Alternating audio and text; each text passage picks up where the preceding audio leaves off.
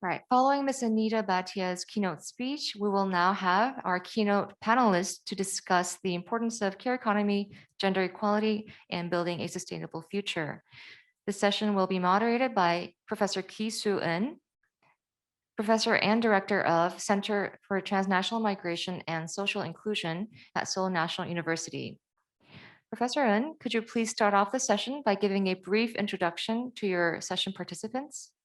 Good morning, good afternoon, good evening. I'm very much pleased to open this session on care economy, gender equality, and sustainable future. So we enjoyed listening to Anita Bhatia's presentation and keynote speech on the relationship between care economy and gender equality and sustainability. I'm also happy to have very eminent scholars and policymakers from worldwide. Okay, so 5 presentations are expected to give very excellent insight on the relationship between care economy, gender equality, and sustainability. Okay, before we listen to presentations and discussions by these 5 excellent experts, let me introduce 5 presenters in this panel session.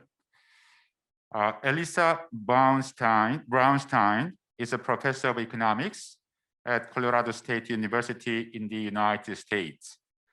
Her main research areas are the international macroeconomic sectors of social reproduction, gender and development related to economic growth and employment.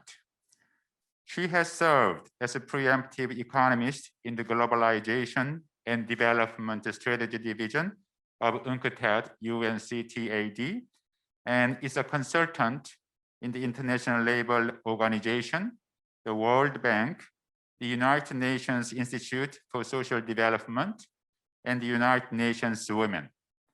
She received a master's degree in international and public affairs in the Pacific International Relations field from the University of California, San Diego, and received her PhD in economics from the University of Massachusetts Amherst.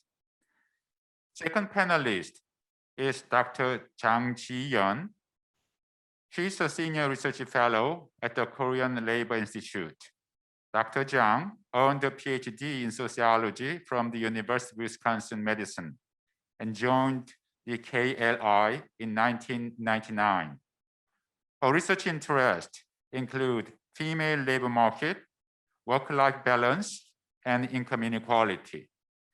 She is currently working on platform workers and social protections in South Korea. And third panelist is Professor Peng. He's a Canada Research Chair in Global Social Policy at the Department of Sociology, University of Toronto. She's an expert in global social policy, specializing in gender, migration, and care policies. She has written extensively on social policies and the political economy of care and the global migration of care workers, focusing on a South Asian Pacific region particularly. Her teaching and research focus on comparative social policy and family, gender, care, and migration policies.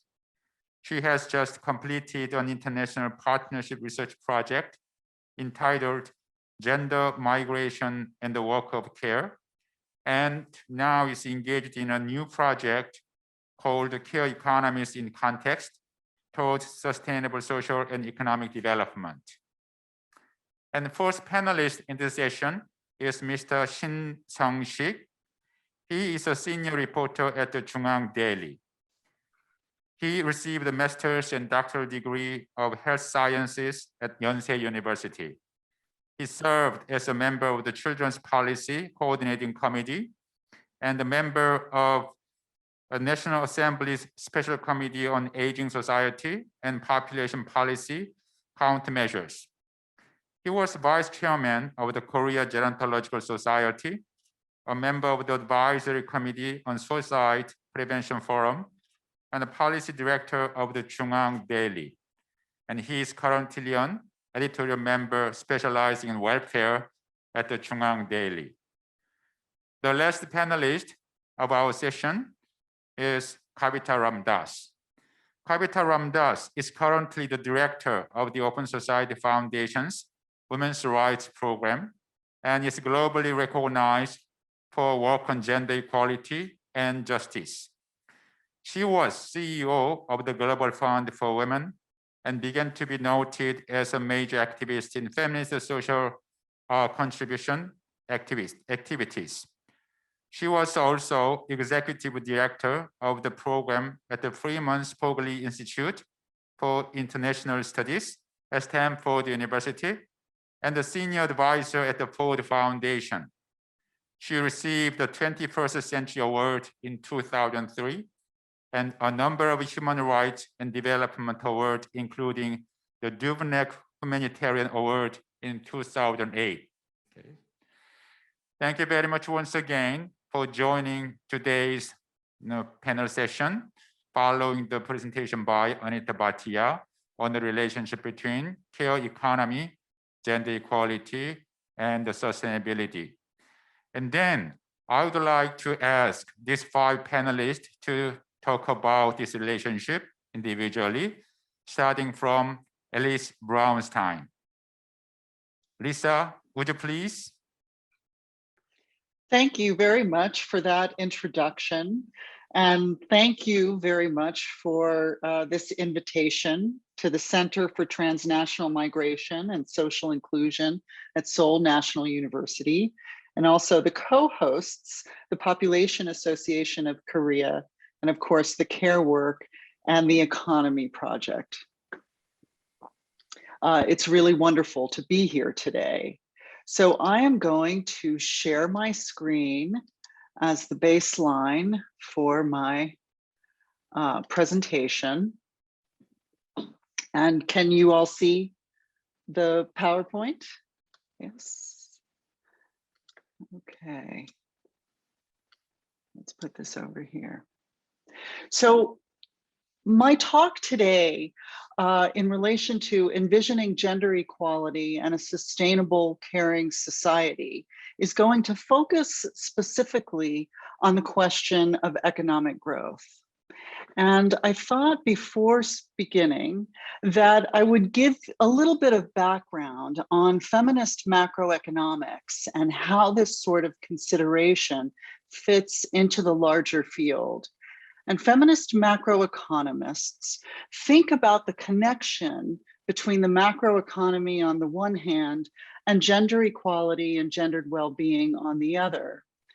And the relationship between these two spheres run in both directions. So the macroeconomy and the different macroeconomic structures, such as the extent to which an economy is oriented toward export production or monetary and fiscal policies, have differential impacts on men and women, both in terms of well-being, but also with consequences for gender equality.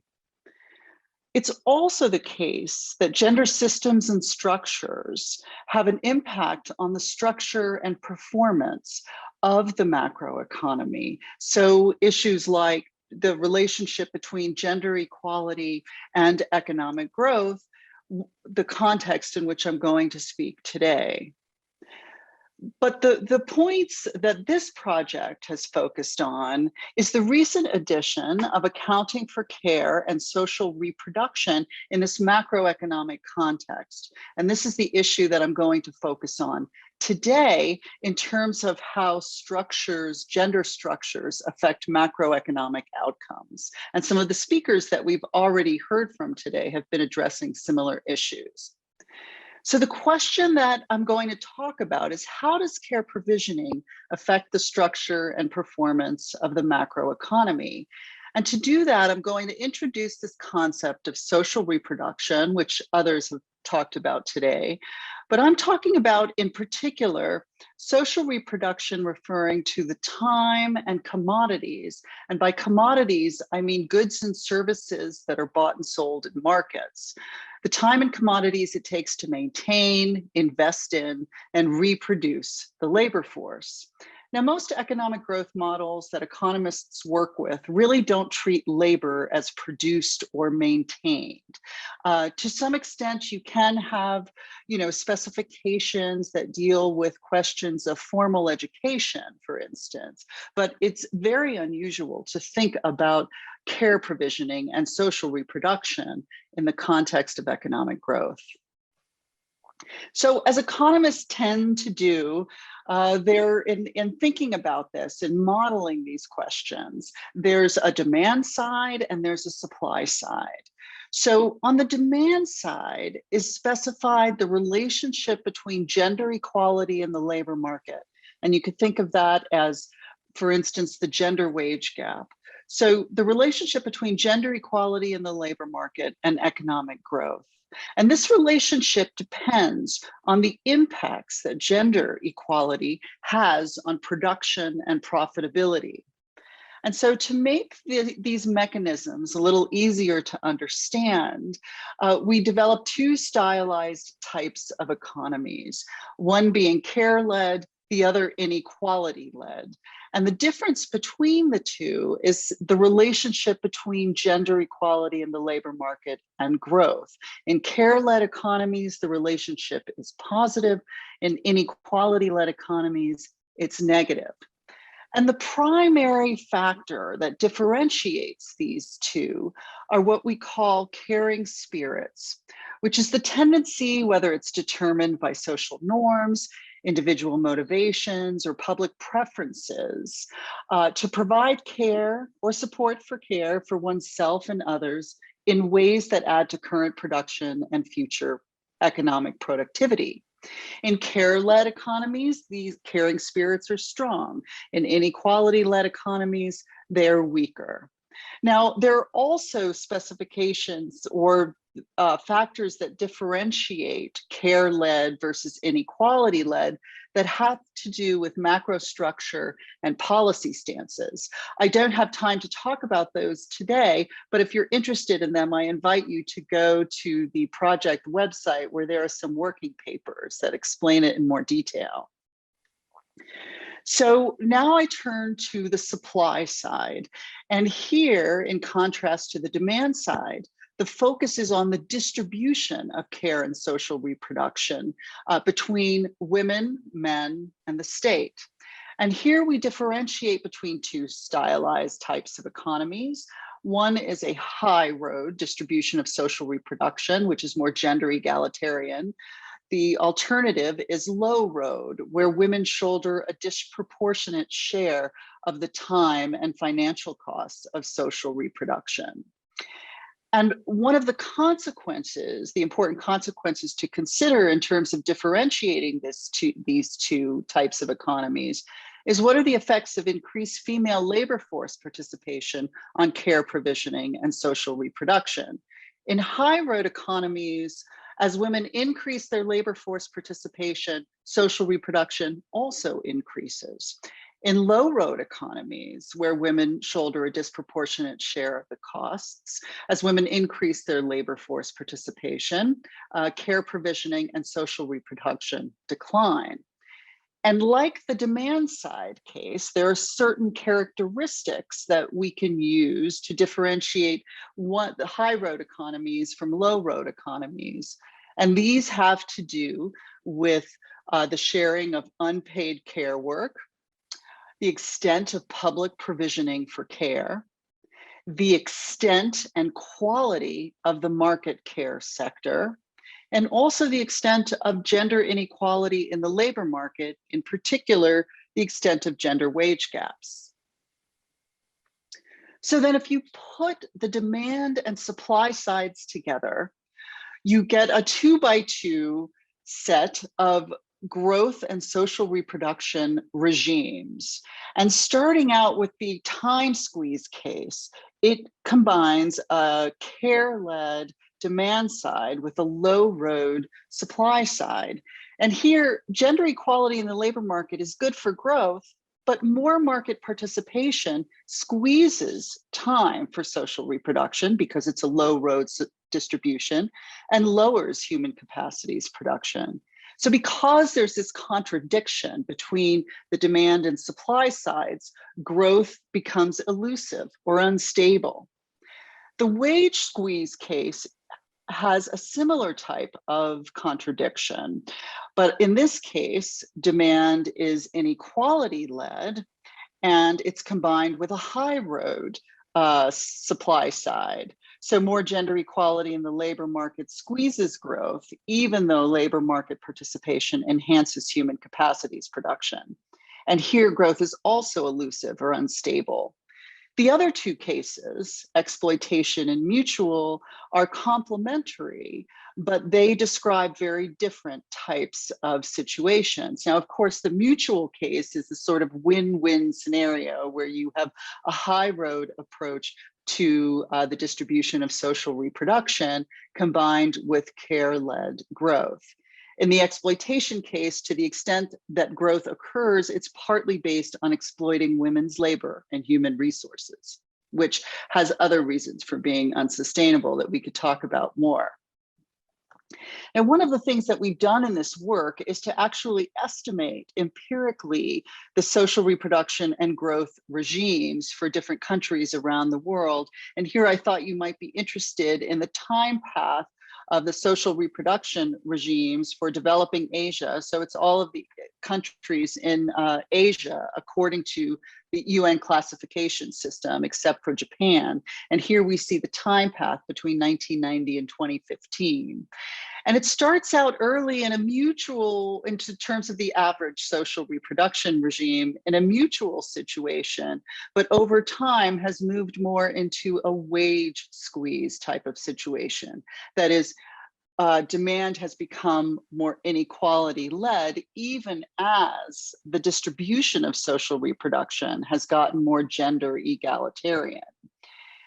And one of the important things about doing this kind of work is that it also suggests to you not only the importance of contradictions between social reproduction and mechanisms for growth, but also how to get into a more mutual regime. So in thinking about the case of Korea, for instance, which according to this analysis is currently in a wage squeeze type of regime because of its economic structure, to move into a mutual type of regime requires moving from inequality-led demand to care-led demand. And this could be achieved by policies that, for instance, expand paid care services, enforce higher wages for care workers, and partly as a result, lower the gender wage gap.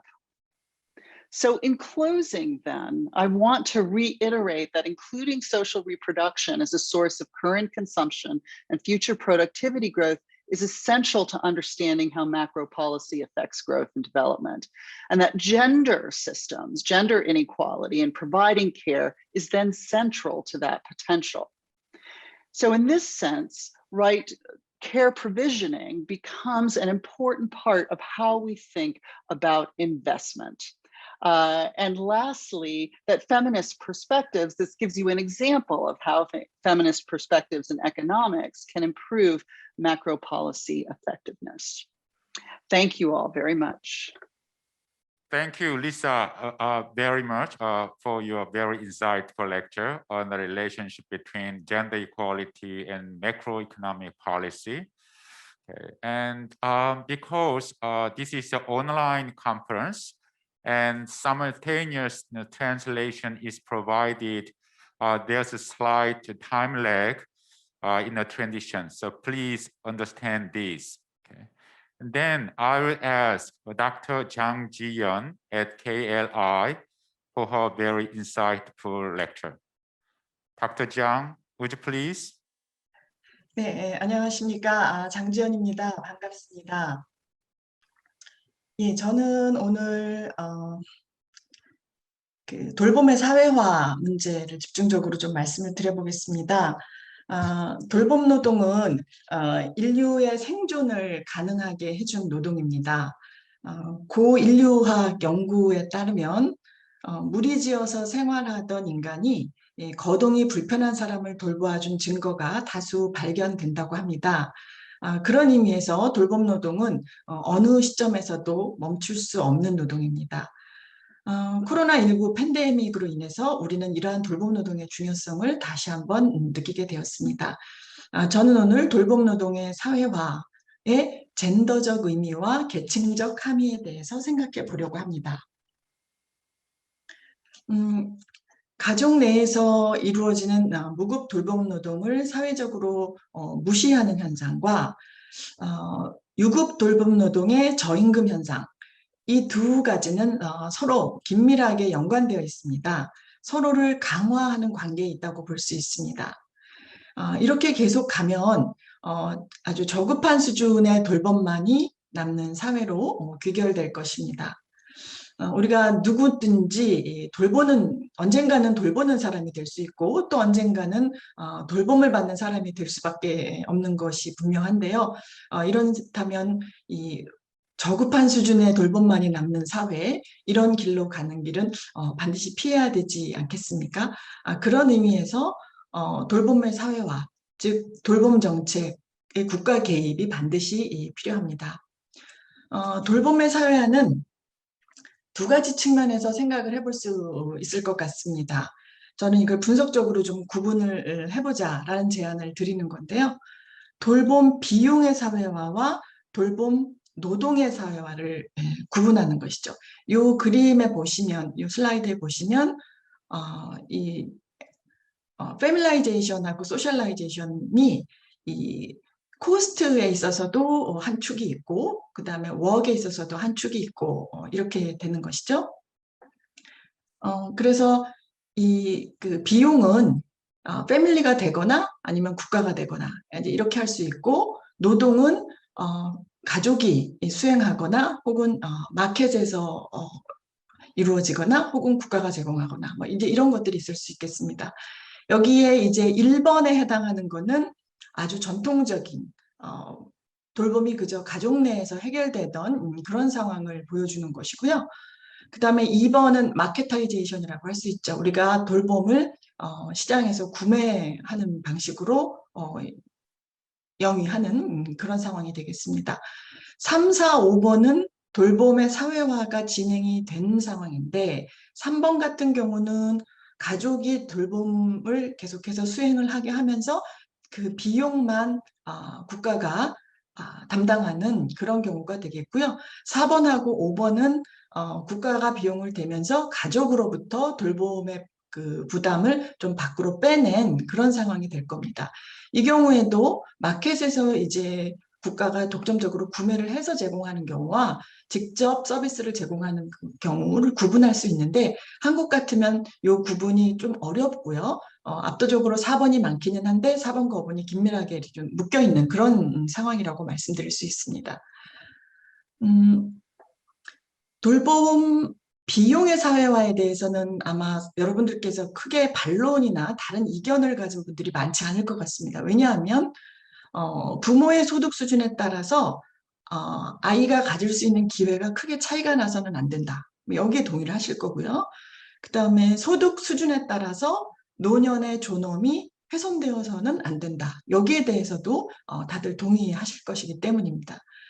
그렇다면 돌봄 노동의 사회화는 어떨까요?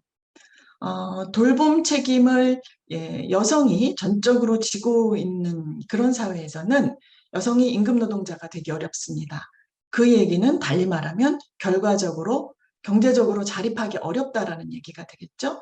게다가 지금 대부분의 그 사회가 그렇습니다만은 복지국가의 사회권이 임금노동 이력과 긴밀하게 연관이 되어 있으면 여성은 노동시장으로부터 배제됨과 동시에 사회보장으로부터도 배제됩니다. 이중적으로 배제되게 됩니다. 이게 굉장히 문제다라는 것은 그 페미니스트 진영에서 오래전부터 고민해온 주제이고요. 이 문제에 어떻게 대응할 거냐 하는 거는 두 가지로 나뉘는 것 같습니다. 생각이. 하나는 노동도, 여성의 경우에는 노동도 재상품화돼야 된다. 그러니까 일반적인 노동. 그러니까 복지국가가 지향하던 것이 노동의 탈상품화, 디커머디피케이션이었는데 여성은 임금노동에 접근할 권리, 액세서빌리티가 우선 보장되는 것이 필요하다. 그리고 여기에 결합해서 돌봄 노동은 탈가족화하는 것이 필요하다. 이 두 전략을 결합한 것이 되겠고 이게 유형 4와 5에 해당하는 전략이 되겠습니다. 그리고 다른 전략을 추구하는 쪽이 있는데 이쪽은 그 돌봄 노동 자체도 가족이 수행하더라도 그 가치를 전폭적으로 인정하고 비용을 국가가 책임지면 되는 것이다. 그래서 이거는 재가족화 전략이라고 부를 수 있을 것 같습니다. 어떤 돌봄 사회화의 길을 갈 것인가 하는 거에 대한 판단 기준은 두 가지가 될 것 같은데요. 하나는 어떤 방법이 더 젠더 평등에 도움이 되는가. 그리고 두 번째는 어떤 방법이 저소득층의 선택지를 확장하는 데 더 도움이 되는가. 이 두 가지 질문을 던지면서 여러 가지 그 전략의 컨비네이션을 구성을 해야 될 것 같습니다. 그래서 저는 이 질문에 대한 대답을 한번 같이 함께 생각해 보자라는 의미에서 제가 최근에 한 어떤 연구 결과물 두 개를 가져와서 말씀을 드리려고 합니다. 하나는 어떤 질문에서 비롯된 연구였냐면요. 하나는 어떤 조건에서 돌봄 노동의 시장 임금이 향상되는가 하는 질문을 던졌고요. 또 다른 연구에서는 돌봄 비용의 사회화 정책을 대한민국이 좀 계속해서 수행해 왔는데 그 수혜가 주로 어떤 소득계층에게 돌아가는가 하는 그런 질문을 던졌습니다. 먼저 이 첫 번째 질문에 대해서 한번 생각을 해보겠습니다.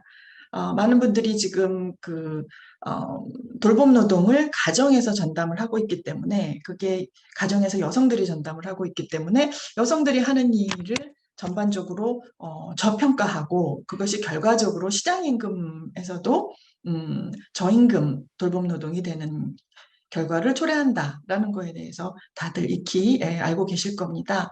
그래서 첫 번째 질문은 학력이라든가 근속기간 같은 인적 자본 변수를 다 통제한 이후에도 돌봄 일자리가 다른 일자리에 비해서 임금 수준이 낮은가라는 것을 질문을 했고요.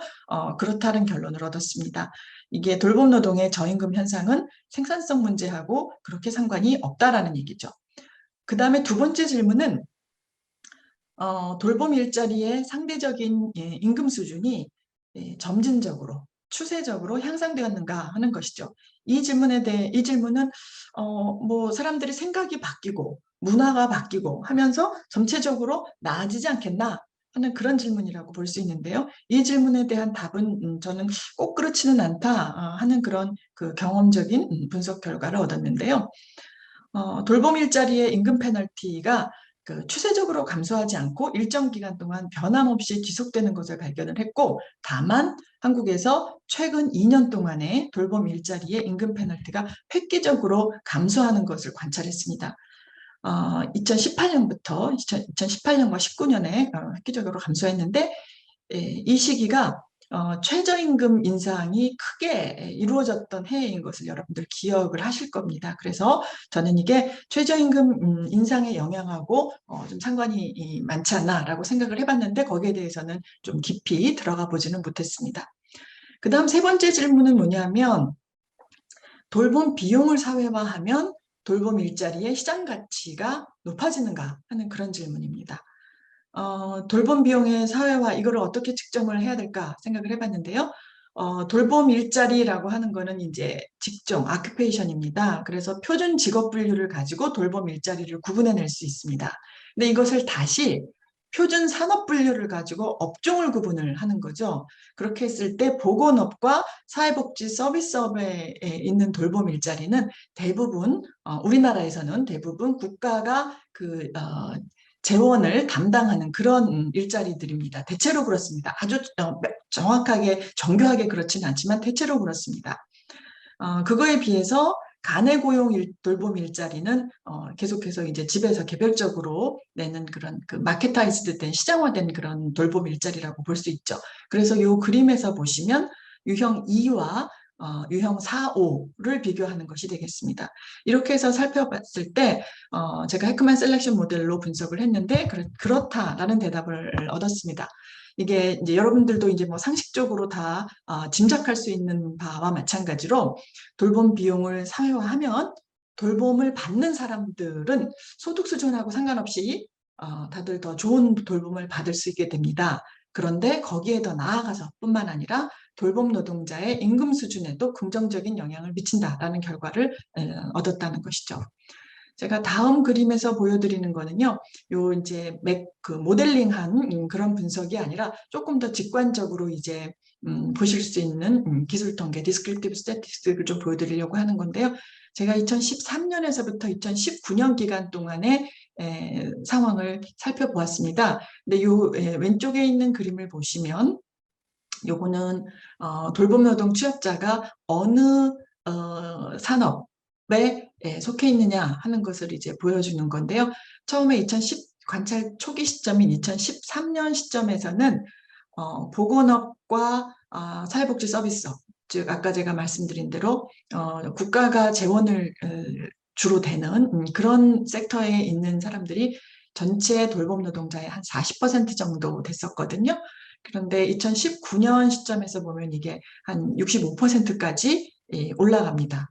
반대로 가구 내 고용 돌봄 노동자는 한 30% 수준에서 10%대로 내려온 것을 보실 수 있습니다. 전반적으로 국가가 예산을 투입하면서 돌봄 노동자들이 주로 그 퍼블릭 섹터, 즉 그러니까 보건업과 사회복지 서비스업 섹터에서 일하는 비중이 점점 높아졌다라고 이해하실 수 있겠고요. 그 다음에 오른쪽 그래프를 보시면 이거는 시간당 임금, 돌봄 노동의 시간당 임금을 보여드리는 건데요.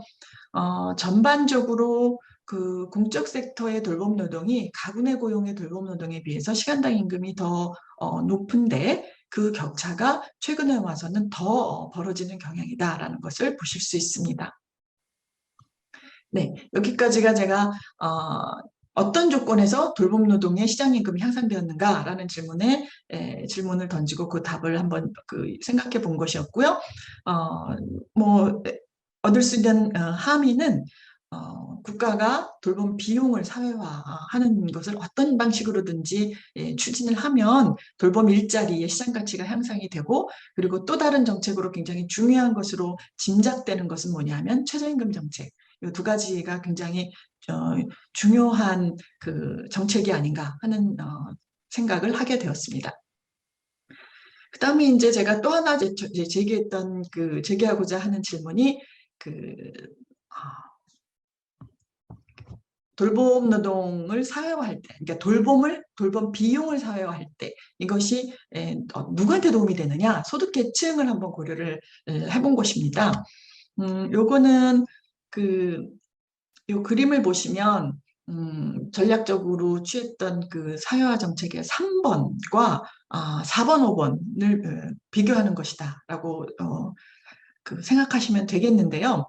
이 3번 전략이 또 사실 들어가 보면은 대체로 크게 두 가지로 나뉘지 않나 싶습니다.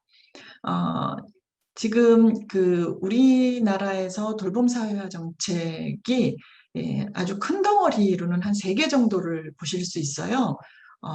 육아휴직급여가 있고요. 두 번째로는 가정양육 수당이 있습니다. 그리고 보육 서비스, 즉 보육료 지원 제도가 있어요.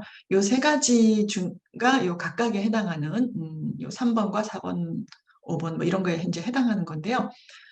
보육료 지원 제도, 즉 보육 서비스 제도는 돌봄 비용과 돌봄 노동을 모두 사회화하는 제도이고, 모든 영유아가 보육 서비스를 이용하면 무료로 그걸 이용할 수 있게 하는 제도입니다. 그리고 가정양육수당과 육아휴직급여는 돌봄 비용만 사회화하고 돌봄 자체는 가족이 수행하는 그런 전략인데요. 요거는 돌봄의 재가족화 전략이라고 볼 수 있습니다.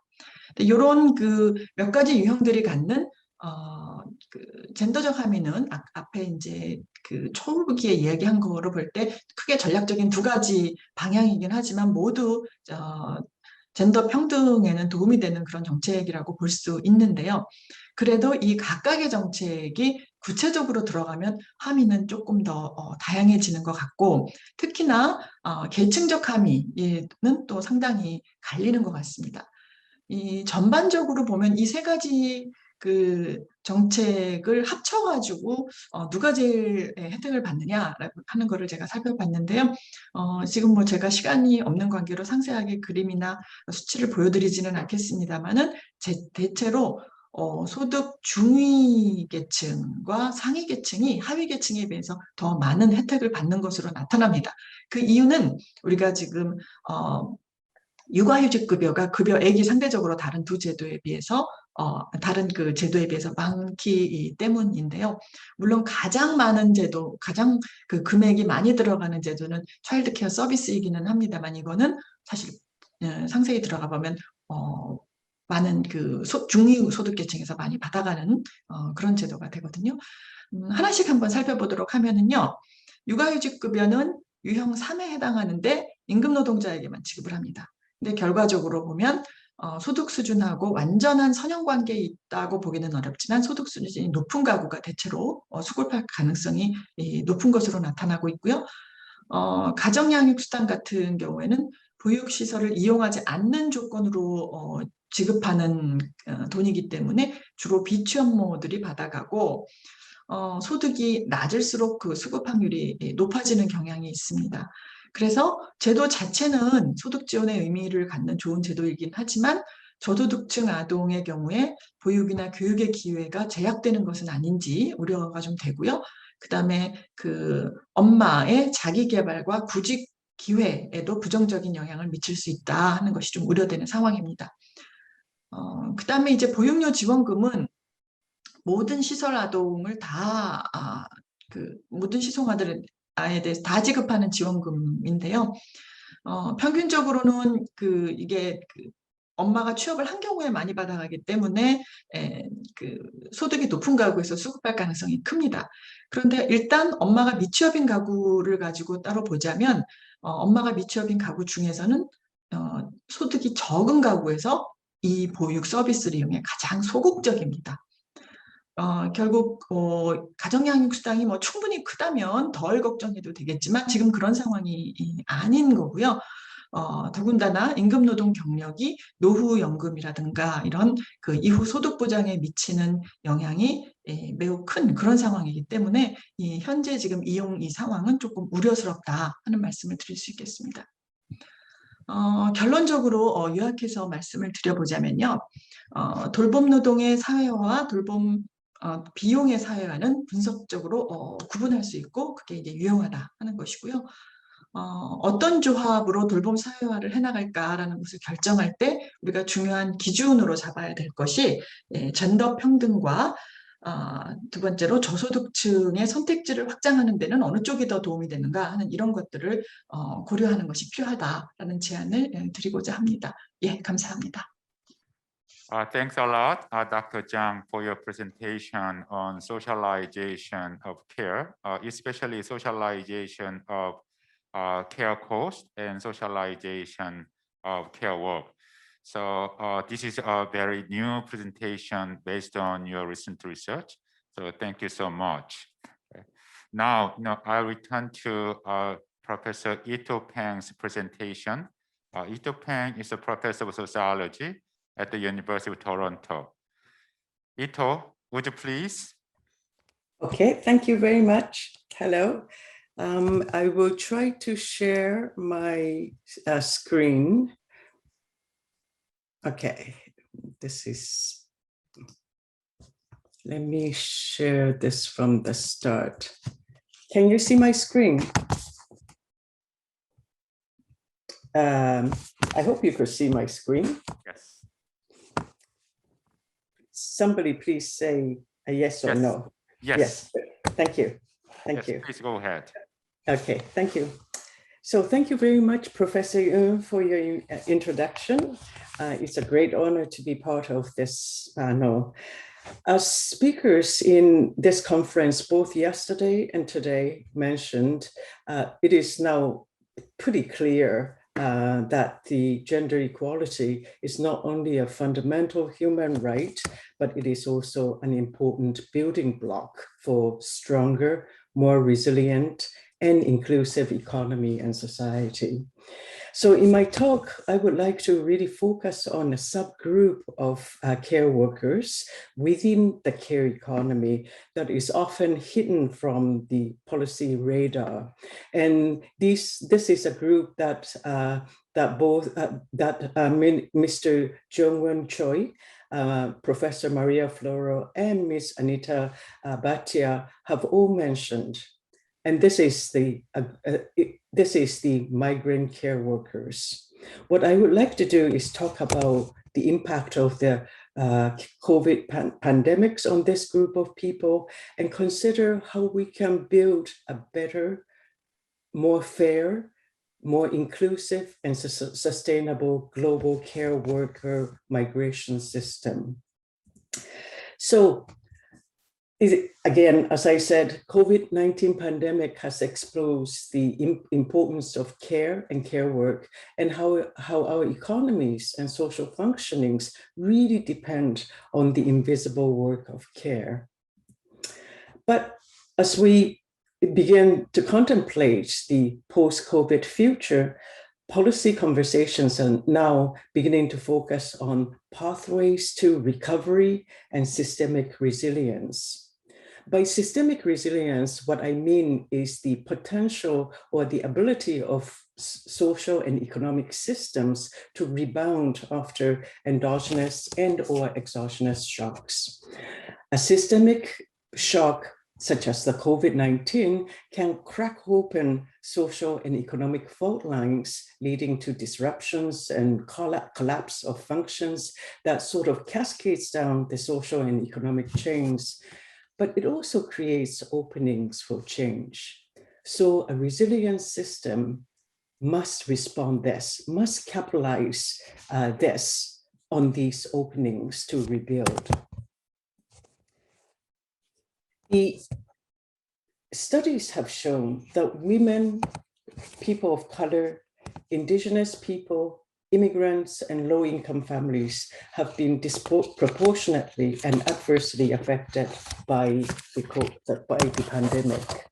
For example, in the US, the rate of age-adjusted COVID death amongst the indigenous, Black and Latino people are more than twice that of the white population.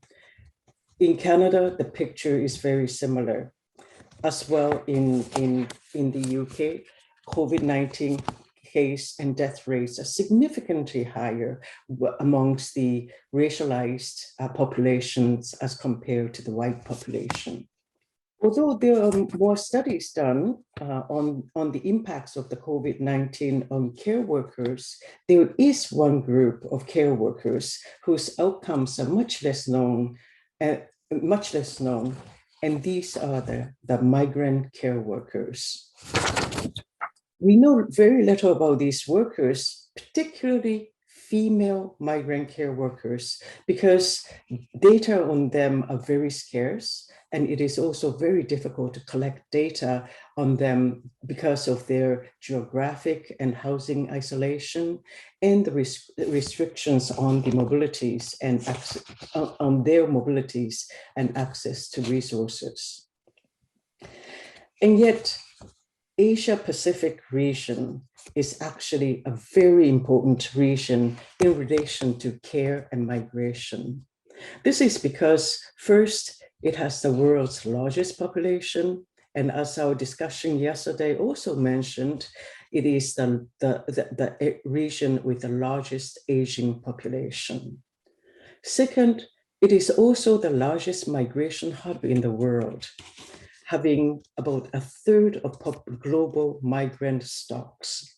And finally, it is the world's largest supplier of foreign healthcare and care workers, and the largest recipient of foreign care and domestic workers.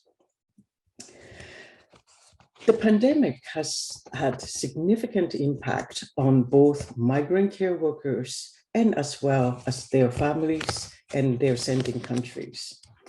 studies show that many migrant care workers have suffered from mobility restrictions, increased workload, reduced wages and/or unemployment, and increased mental health concerns and gender-based violence as a result of the COVID restrictions and stresses.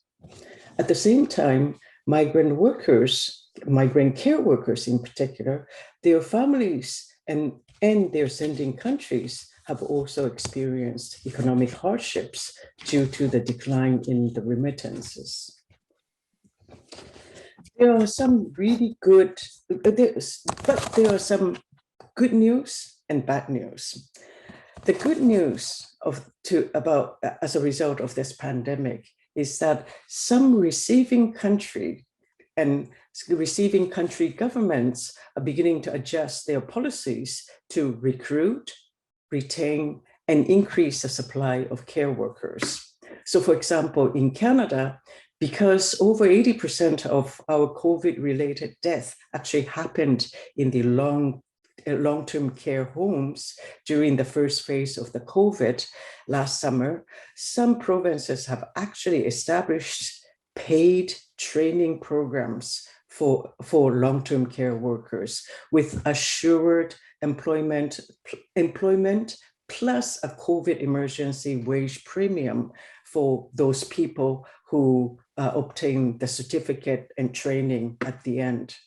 And more than that, they have invited both domestic and foreign students, unemployed people, immigrants, and even refugees and asylum seekers to take these trainings. But there are also, at the same time, there are also bad news.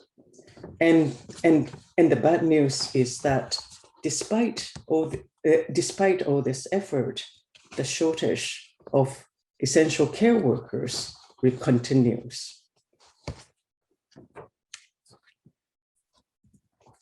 So what's wrong with our current global care system? Well, the problem is that our current global care system is heavily dependent on the global care worker supply chain.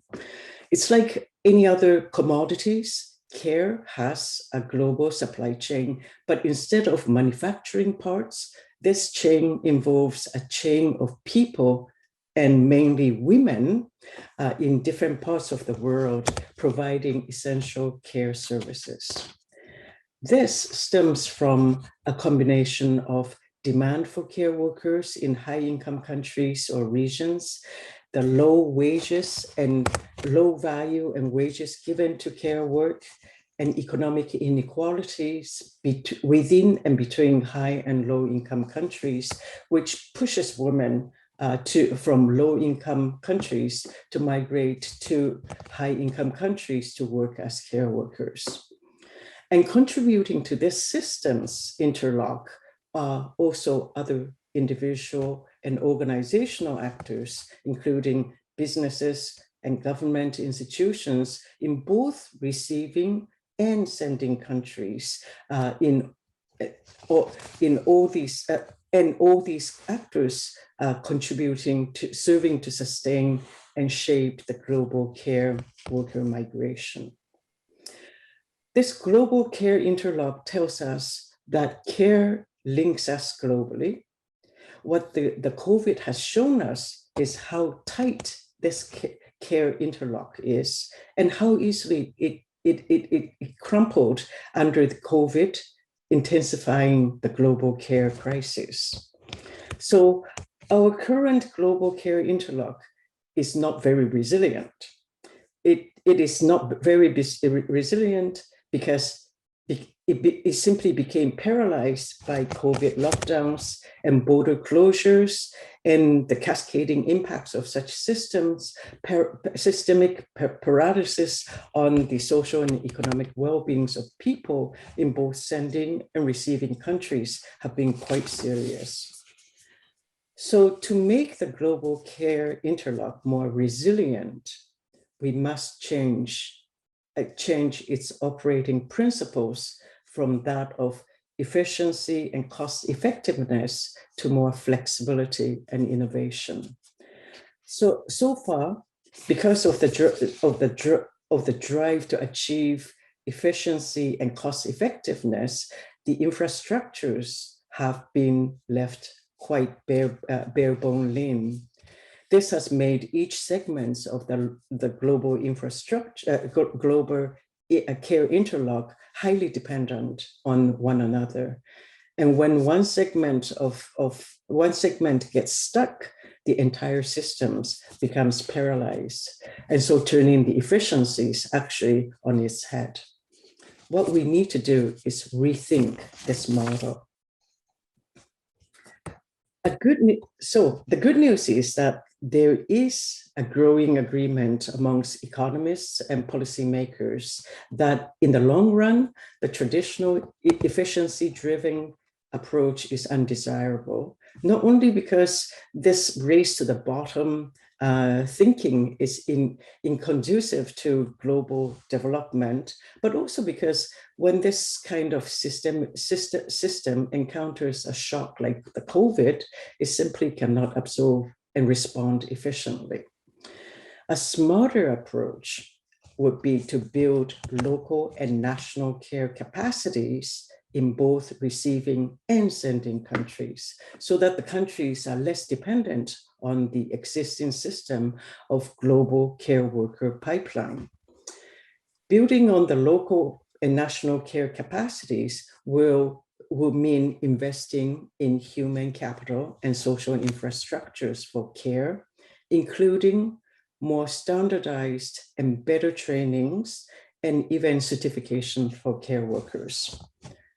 Yes, this will add to the cost of care, but the trade-off will be revaluation of care work and better wages and better working conditions for care workers, more people attracted to work in the sector, and expanded size and quality of care workforce and care. In short, better quality care and less dependency on global care work supply chain.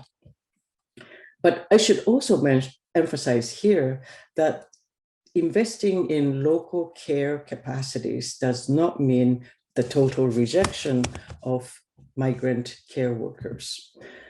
As the panel discussions yesterday pointed out, populations in both sending and receiving countries are also aging and will continue to age. And the ideas about care is also changing. So the global demand for care workers will continue to grow, and migrant care workers will still be needed.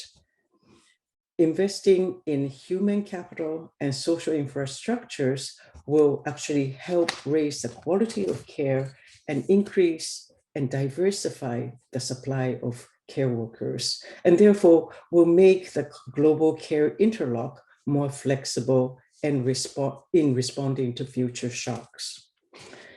This will also mean that we will need to develop some kind of multilateral accord requiring both receiving and sending countries to adhere to basic labor standards for the treatment of both domestic and foreign migrant care workforce, including recognizing the training requirements and certification, setting wage levels and employment standards for both domestic and foreign care workers. Now, can we do this? I think the time is right. As we have seen in many countries, and that the pandemic has opened people's eyes to the issue of care and the importance of supporting and investing in care. And as Anita Bhatia has already mentioned in her keynote speech, there is already some, what appears to be some positive political support to expand, for expanded government role, as illustrated in the US, Canada, and in some other countries, where the governments are actually putting investment in childcare and long-term care. In other words, the governments are actually beginning to invest in the care economy. So what about Korea? I think we are at a very important critical juncture for Korea too. And what if the government is to do anything, it should be putting its policy energy and focus on the care economy. Korea can be an Asian leader in the care economy by investing in care, but not just in expanding the supply of care. It has to also invest in care so that it will increase the quality and governance of the care. It should also be not just a mandate for the Ministry of Gender Equality and Family, but also a multilateral, multi-ministerial effort facilitated by the government.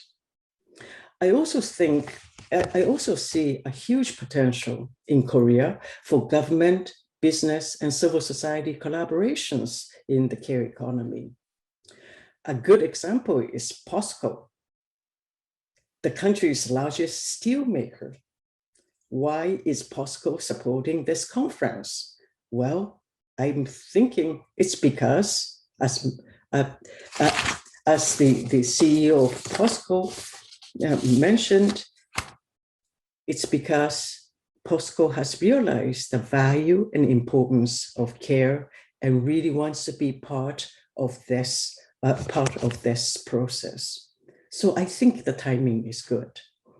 Finally, I think Korea also has a large number of co-ethnic migrant care workers who are already working in the field and contributing to the economy. As most of these migrant care workers are ethnic Koreans, they speak Korean, they understand Korean culture and context, they need to be included and integrated into the society. A part of investing in social infrastructure in Korea would be to include these local ethnic, co-ethnic migrant care workers into the mainstream care labor force.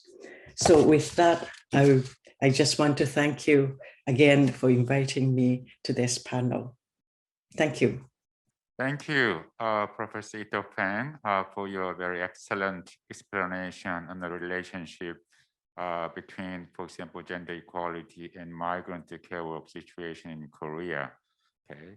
Okay. Now we turn to next presentation by Mr. Shin Sang-sik, the special reporter at Chungang Daily.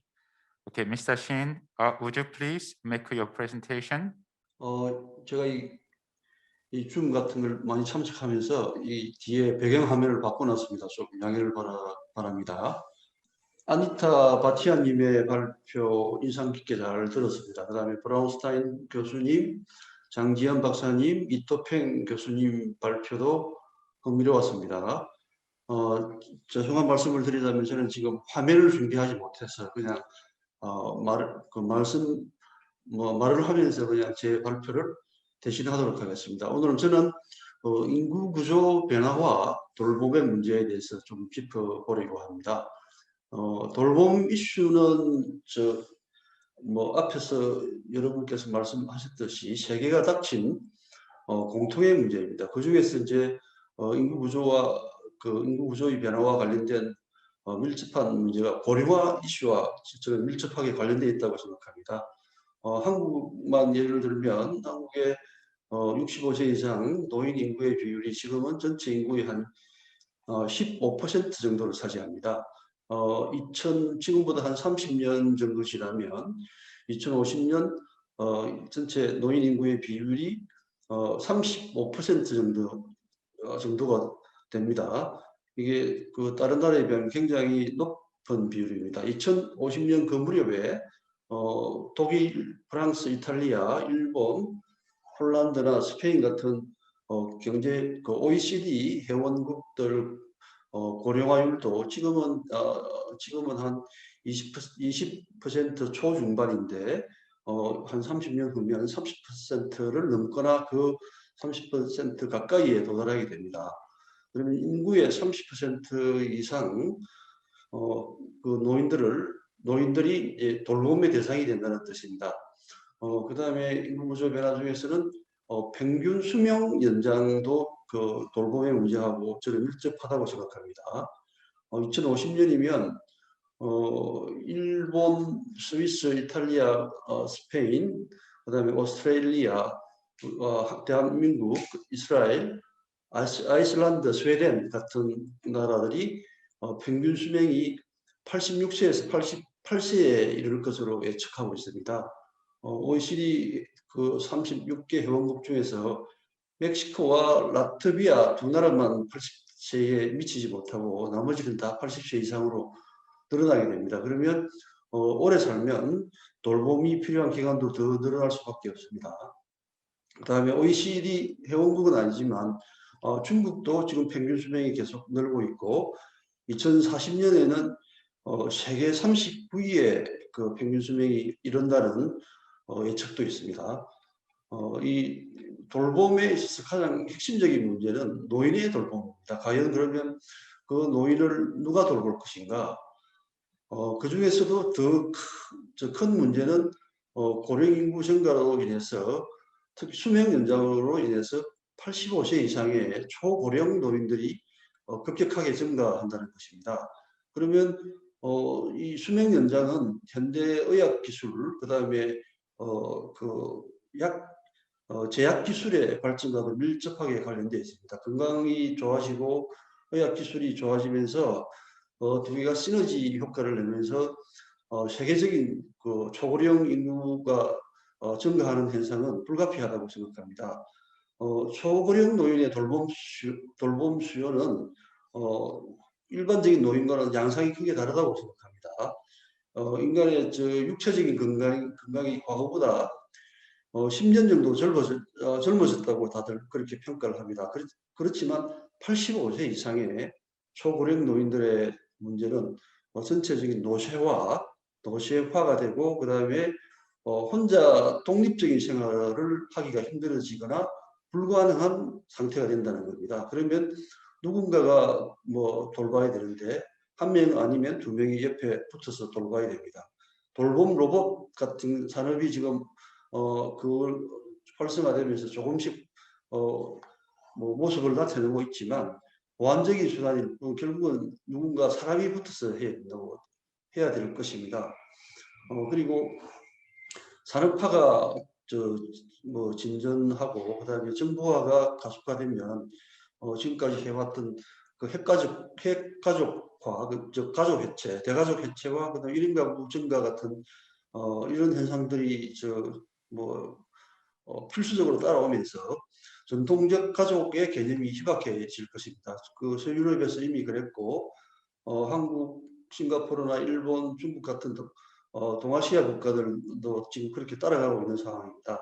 그 다음에 경제 성장에 지금 가속도가 붙고 있는 베트남, 그 다음에 중앙아시아나 중남미, 그 다음에 아프리카의 일부 국가도 없고 이런 상황에 닥칠 것입니다. 그래서 고령화와 평균 수명이 증가하지만 그리고 그로 인해서 노인 돌봄이 문제가 되지만 노인 돌봄의 돌봄 외에 또 다른 돌봄의 문제는 영유아나 초등학교 저학년 아동 돌봄입니다. 그 돌봄 수요가 0~5세 아동이 돌봄 대상이 되는 거고요. 그 다음에 초등학교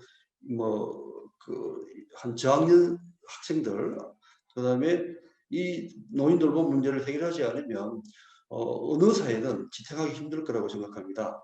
그래서 서유럽이나 이런 복지 선진국들은 가족 돌봄의 가족 책임을 사회적 책임으로 지금 전환하는 그 제도적인 정비를 해왔습니다. 근데 일본이나 한국, 싱가포르, 중국, 베트남 같은 이 아시아 국가들은 여전히 가족 돌봄의 비중이 매우 큽니다.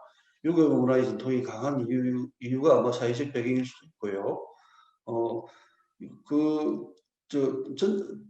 대표적인 그 가족 돌봄의 문제점 중에 하나로 나타나는 게 특히 일본에서 심하고 한국에서도 좀 그런 경향이 있는데 부모 간병을 위해서 일자리를 그만두는 경우가 많습니다. 그 다음에 간병을 하다가 힘들기 때문에 그 간병 대상 가족을 가족을 살해하는 간병 살인 같은 것도 사회적인 문제로 뭐 많이 등장합니다. 이 아시아의 경우에 이런 돌봄 부담이 한 90% 이상이 여성에게 집중되고 있습니다. 여성의 사회적, 경제적, 육체적 부담이 가중되고 있는 실정입니다. 우스운 얘기를 하나 들려드리겠습니다. 한국은 매년 5월 8일, 그 다음에 5월 8일을 어버이날로 정하고 있습니다. 그 다음에 10월 2일을 노인의 날로 정해서 그 관련된 공로가 있는 사람들에게 정부가 상을 줍니다. 부모를 잘 모신 자녀들에게 효행상을 시상을 합니다. 그 수상자의 한 90%가 여자입니다. 여자이고 딸이거나 며느리입니다. 그러니까 여성의 이 돌봄 부담을 보여주는 단적인 예입니다. 그분들은 뭐 이렇게 병석에 누운 부모님을 20년, 30년 이렇게 대소변을 받아내면서 봉양을 했던 그런 효행을 해왔던 게 대부분의 그 수상했던 그런 공적사항을 보면 그렇게 되어 있습니다.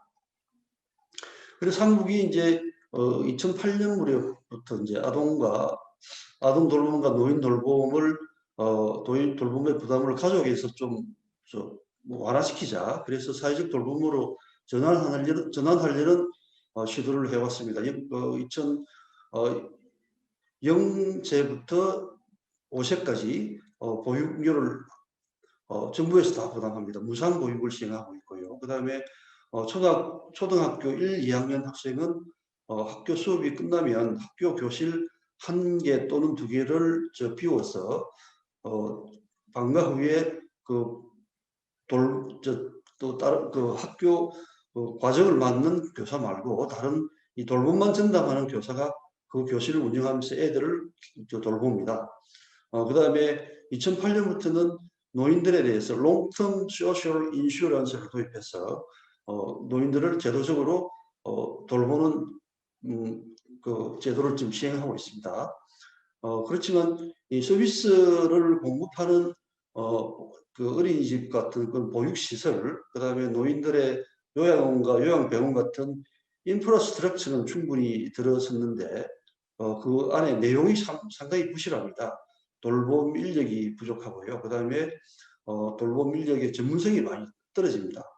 너무 좀 빨리 이렇게 이 돌봄 대상자를 갖다 확대하면서 이 질적인 보완책이 따라가지 못해서 그렇습니다. 그래서 상당히 부끄러운 얘기지만 보육 교사가 아동을 학대하고 그 다음에 케어 헬퍼, 한국식으로 얘기하면 요양 보호사가 노인을 학대하는 문제가 끊임없이 발생하고 있습니다. 그래서 이 갑작스러운 고령화 여기에 대해서 우리 한국이 나름대로 제도적으로 대응을 한다고 했지만 여전히 사각지대가 굉장히 많기 때문에 만족도가 크게 떨어지는 상황입니다. 그리고 한정된 국가 재정으로 그 돌봄 인프라를 갖다가 좀 돌봄의 질을 높이는데 더 투자를 해야 되는데 그것도 한계가 있습니다. 그래서 그리고 이 돌봄을 사회화했는데 그 사회 시설에서 돌봄을 담당하는 어린이집 교사나 노인시설의 그 케어 헬프의 한 95% 이상이 여성입니다.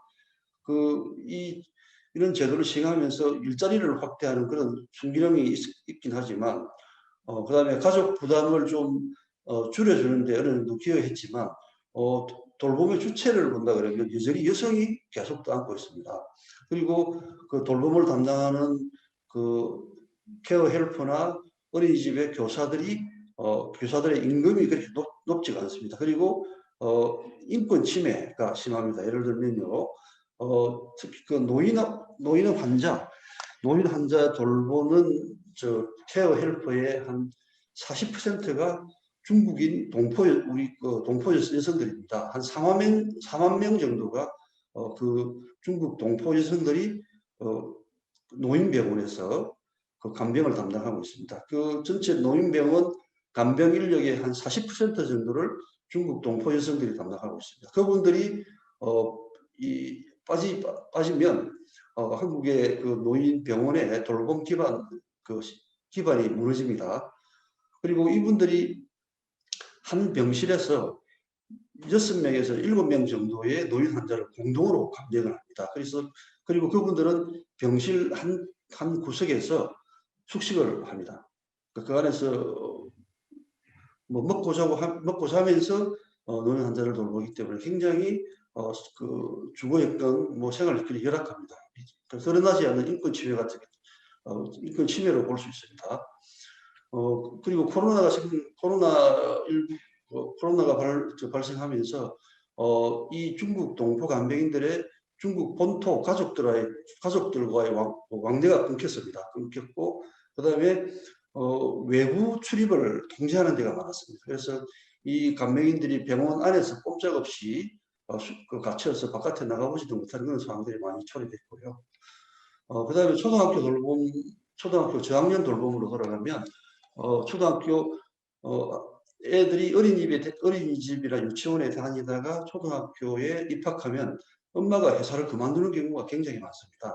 왜냐하면 어린이집이나 유치원은 그나마 오후 늦게까지 아이를 맡아주는데 초등학교에서는 그 오후 1시나 2시에 애가 그 수업이 끝나면 더 이상 돌봄을 해주는 데가 별로 없기 때문에 굉장히 여러 가지 그 돌봄의 공백이 생깁니다. 그래서 엄마들이 회사를 그만두는 경우가 되게 많습니다. 그래서 그 이후에 한국에서 이제 코로나가 발생한 이후에 이 여성에게 이 돌봄의 부담이 이제 집중되고 있습니다. 재택근무가 증가하면서 재택근무를 하는 남성들이 조금만 서둘러서 좀 요약해 주시면 고맙겠습니다. 예. 그래서 돌봄에 참여하는 시간을 늘릴 걸로 예상했는데 그렇지 않았습니다. 그래서 돌봄 경제의 핵심은 여성의 경제활동을 보장하는 것인데 여성의 돌봄 부담을 사회가 좀 이렇게 떠안아주는 시스템이 마련돼야 될 것 같고요. 돌봄은 전 세계 78% 인구가 돌보거나 돌봄을 받는 그런 전 지구적인 이슈입니다. 그래서 여성의 돌봄 부담을 완화하지 않으면 78명의 전 지구적인 인구가 행복하지 못하기 때문에 선진국들이 어쨌든 그 돌봄의 부담을 사회적으로 전환했는데 그 노하우와 지혜를 후발 고령화 국가들한테 나눠줄 필요가 있고요. 그다음에 유엔 같은 데서 이 돌봄의 부담 문제를 갖다가 SDG의 과제로 추가하는 것도 저는 방법이라고 생각합니다. 그리고 각 국가별로는 돌봄의 인프라와 돌봄의 질을 높이는데 많이 사회적인 투자를 해야 될 것 같고요. 돌봄과 여성이 같은 등식으로 인식되고 있는 잘못된 인식을 깨는 교육도 좀 필요할 것 같습니다. 발표를 이상 정리하겠습니다. Thank you, Mr. Shin Sang-sik, for your contribution to understanding of the increasing burden of elderly care in Korea, which faces great demographic challenges of lowering fertility and rapid aging. Okay, and then we now turn to Kavita Ramdas, the director of the Women's Rights Program at Open Society Foundations. Kavita, Hello. Nice to see you, Kavita. Nice to see you, Ki-Soo. Nice. So sorry for making you waiting such a long time. Okay. Not at all. So we are waiting for your very excellent presentation on the relationship between care economy, gender equality, and sustainability of our future society. So Great. would you please start your presentation? Thank you very much to the interpreters for your excellent support of this work. I do not have any slides. I will be, like my journalist colleagues, speaking directly to you without slides. You can enjoy the tulips in the background. They are from our local park, and I'm very proud to be a volunteer in the park and have contributed with the caring that I think is very much a part of how we can contribute to our public spaces as well as the private spaces where we often find ourselves as women.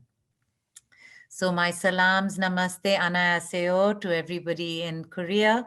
I'm so sorry that I'm not able to be with you in person, but I'm very much appreciative of this opportunity to speak, especially after the excellent presentations of many who have gone before me. And I very much appreciated the comments of my fellow countrywoman, Anita Bhatia, who is also at UN Women, and really raising the profile of questions of care for the entire world at a global level with the work that the UN Women and Generation Equality Forum are taking forward. My comments are going to be more general. I am not an economist. Like my journalist colleague, I have been very involved in these issues because I am a intersectional feminist activist. I have worked for women's rights for most of my career. I was born and raised in India, but I have lived and worked all over the world, including Europe, different parts of Asia, and more recently in the United States. I think I want to talk a little bit also in the connection of what we are still living with. As an Indian, all of you know what my country of origin is going through right now with COVID having hit in a disastrous way. And I want to use the example of the pandemic, not because we should dwell on the pandemic, but rather, as so many of our colleagues have pointed out, that the pandemic really revealed to us that it is a crisis of care in the world that we are facing at this moment.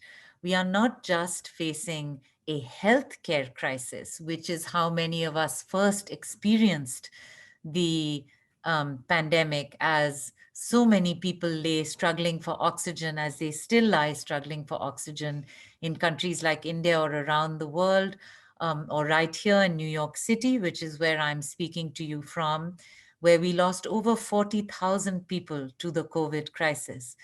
But I think it revealed to us something else. It revealed to us that other than simply the healthcare workers who were under incredible pressure and under incredible demand because of this pandemic, there were also a revelation for us on how dependent the world is on caregivers and care workers who are disproportionately women and girls, whether they live in fancy middle-class apartments in New York City or in Mumbai or in Seoul, Korea, or whether they live in refugee camp tents in Syria or in Jordan or in Afghanistan or in Bangladesh.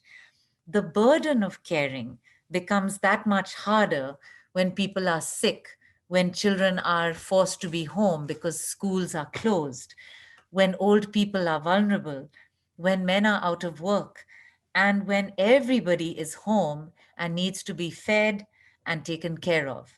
This is an escalating and increasing burden of something that was already heavy on women and girls. And I include girls because indeed in many parts of the world, the burdens of caring begin at a very young age. Many of you will have been to places like India and seen little girls as young as 4 and 5 carrying their baby brother or sister who might be 2 or even less than 2 on their hips as they wander around and help their mothers in their homes.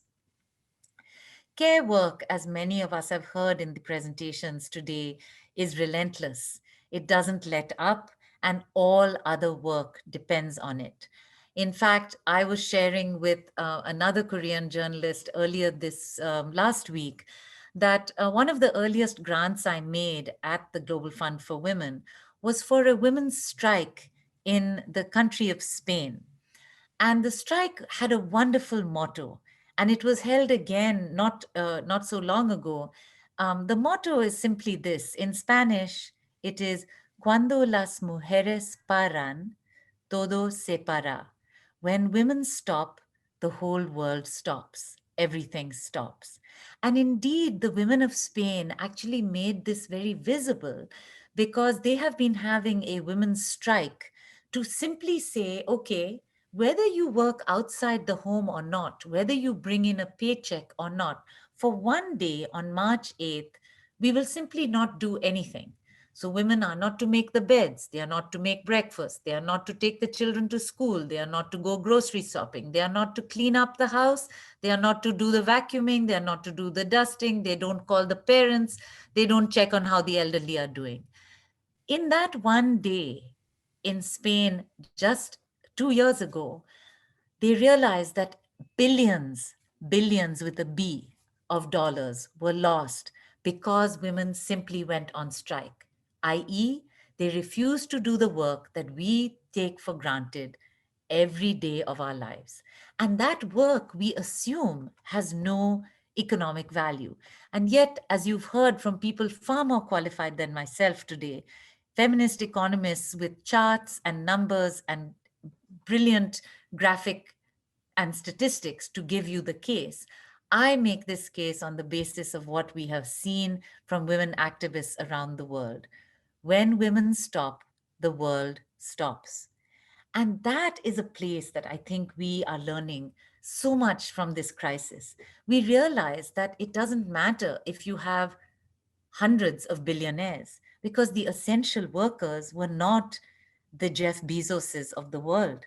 They were the janitors, the nurses, the home healthcare aides, the domestic workers, the teachers' aides, the childcare workers, the maids, and others who we don't usually recognize, who we don't usually celebrate. And yet, every evening in New York City for 3 or 4 months, we were all standing out our windows, banging our pots and pans, celebrating those care workers. The world needs care, and women and girls are the ones who provide it, often for free. But even when it is paid, again, we've heard that from so many of our excellent presenters today, it is paid poorly and inadequately. The other thing that I think we have to understand is that there is a difference between simply talking about the care economy as though it was, oh, that stuff that happens in the home, that happens that, okay, fine, we didn't pay attention to it. Now we will pay it a little bit of attention. And, maybe we'll do a few things. Maybe, a few countries will consider childcare benefits. You have seen President Biden in his new budget speaking um, with great eloquence about the need to really build in a system that recognizes the importance of childcare and seeing that as an infrastructure investment for the country of the United States.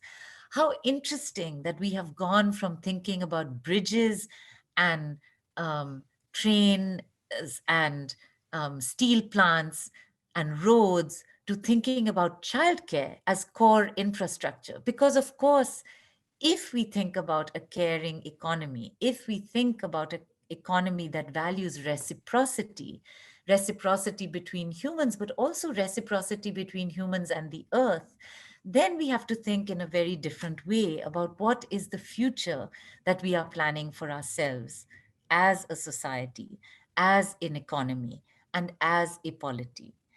And I think that it is in that context that we must ask ourselves also some other questions. I found it, for example, very interesting that at the beginning of the pandemic, they were calling it, the leaders of the world, mainly male leaders, were calling for a war against the virus. There were all these male leaders on major news channels. And the men, of course, are supposed to know about war because they are the generals and the warriors. And yet, if this had really been a war, we would not have been out of what we were out of. We were not out of nuclear submarines or fighter jets or other such weapons. We were actually out of public health resources and public health provisions. And I can see that my time is coming to an end, but I would simply say that as we begin to think about what is the future that we need to be considering for ourselves, I would suggest that we think about a future in which we value the benefits that we can bring when we include a world that puts care at the heart of its economy, at the heart of its polity, and at the heart of its society. Because without it, none of us would be able to do the important work that is necessary for a sustainable future. Thank you so much. Thank you, Kavita. So actually, your remark may be the concluding remarks representing this Care Economy Conference. Although we have invited very excellent speakers on this area, however, unfortunately, we don't have much time to continue to discuss. But I'd like to ask you to give just 1 to 2 minutes concluding comment or remarks with surround this important theme.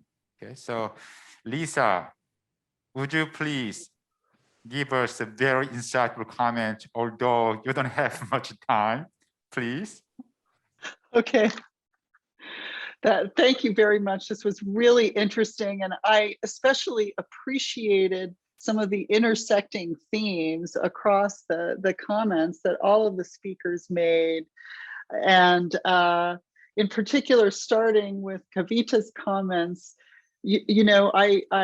what really stood out to me was in terms of thinking about, again, thinking about the connections between the care economy and the general macroeconomy, how the pandemic as a crisis of care was also an illustration of how a care crisis can create a macroeconomic crisis, right? And in the sense that the pandemic sort of lays bare pre-existing relationships and tensions and inequalities, and speaking to to Ito's presentation, for instance, or Mr. Shin's presentation also brought that out.